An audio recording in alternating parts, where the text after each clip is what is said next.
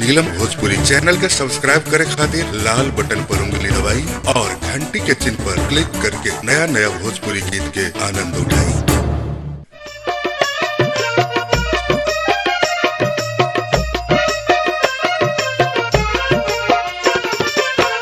अखिया झुका के कहे देखेलु जानी, अखिया झुका के कहे देखेलु जानी। देखला से कुछ न होई, देखला से कुछ न होई, बन मोरी रानी है। अखिया झुका के कहे देखेलु जानी, अखिया झुका के कहे देखेलु जानी। देखला से कुछ न होई, देखला से कुछ न होई, बन मोरी रानी है। अखिया झुका के कहे देखेलु जानी, अखिया झुका के कहे देखेलु जानी।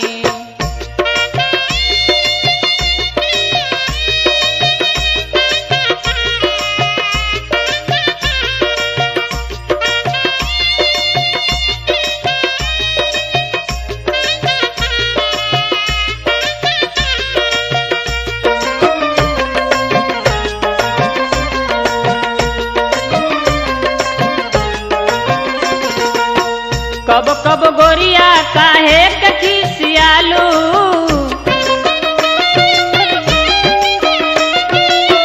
घूंघटा हटावतनी काहे के लजालू।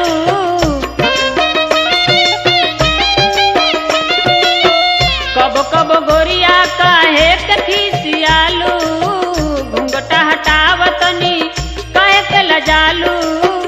रख पर्दार हो, रख पर्दार हो, चढ़ल बा जवानी। अखिया झुका के कहे देखेलु जानी है, अखिया झुका के कहे देखेलु जानी।